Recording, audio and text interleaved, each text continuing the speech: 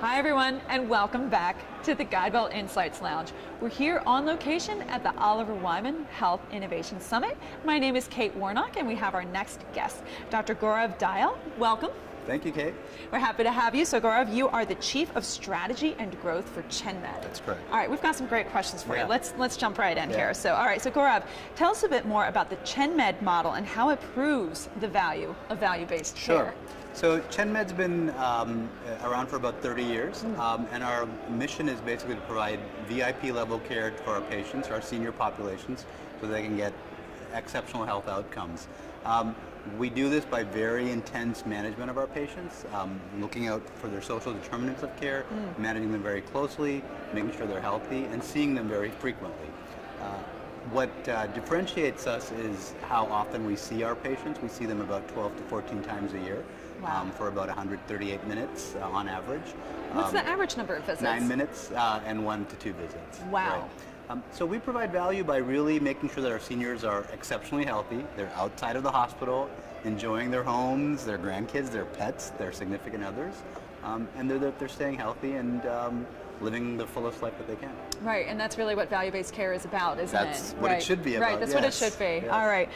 I think that's a great pivot then into our next question. So, what is ChenMed's solution for patients who are representative of many seniors? And I was looking on your website here. Female, no to little savings, and alone with few social resources. Right. Is this a model that can scale to benefit those not currently served by ChenMed? We think so. So just to recap, our seniors are usually low to middle income. Usually our typical patient is a female minority with 5 or so medical conditions. Our model works very well for them because we see them very frequently. We bring them to our clinics. We manage their care. We do bread and butter primary care medicine. And I think for value-based care to work in such populations, you have to focus on the basics. Right. It's not a technology solution. It's not an app. It's really, Marcus Welby type of medicine, right? Where I'm dating myself by saying that. That's okay. I caught the reference. But by really seeing your patients, developing a very strong, trusting relationship with them, by being there, listening to them, making sure you know what their barriers to access to care are. Are they able to fill their prescriptions? Are they able to get to the centers? Those things are not rocket science, honestly, but often they are difficult to fully deliver in a fee-for-service model because it's such a churn model of seeing a lot of patients, not really being able to spend time with doctors. And as I just said, we see our patients a lot more than the typical doctor does, about 12 times more, with a lot more time, and that itself leads to significant better outcomes. So can I ask a simple question? Yeah. How do you get this patient population in particular might have difficulties with transportation? They may not have their own vehicle. So how is it that you enable that frequency of visits in a year? We provide door-to-door transportation. We have vans. We have a routing system where a patient calls and says, I have an appointment next Monday at 12:15. Okay. We proactively reach out to them and ask them how they'll get there. We pick them up, we drop them off.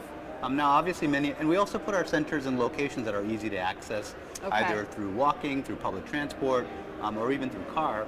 But for those patients who can't get to us, we provide service. And I bet it becomes a little bit of a social outing too, I would Absolutely. think. In that kind of frequency, they're going to see people they know. Absolutely, and our centers are designed not as just clinical centers, but we have Tai Chi there, we have cafe there with free food and free decaffeinated coffee, since most of them are hypertensive. And we also provide other programs such as silver sneakers and other exercise classes. Terrific. All right. Well, all right. So Gaurav, looking at the population that you serve, realizing the barriers to care that they might have, from a policy perspective, what more would you want to see change for this population that for too long has been on the margins of healthcare? So let's look kind of broad. Right. So I think that how a nation treats its most vulnerable population tells you a lot about the country. And I think that if you look at our population, an underserved, lower income population, there are a lot of access issues and health access issues that they have.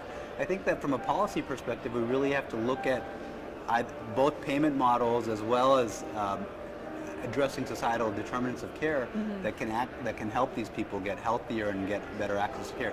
If you're well off and you're you have good insurance and you have a lot of financial resources, we have the best care delivery system in the world by far. Right. But on the other hand, if you don't have resources, if you don't have good access, the system really can sometimes fail you.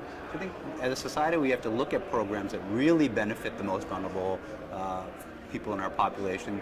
And these are people who helped build this country, who've done so much for us, and we have to pay back. So I think we have to look at programs that really support So them. it's not just an economic perspective, it really is about doing the right thing. Absolutely, and I think that the current model around fee-for-service medicine will never deliver the care that's needed for these people, because there's just not enough money in an encounter to make it financially feasible for doctors to do it. So we have to keep innovating and doing things like we're doing.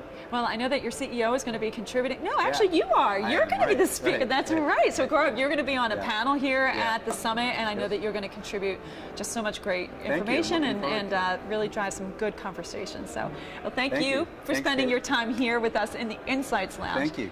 This is Kate Warnock. Thank you so much for watching.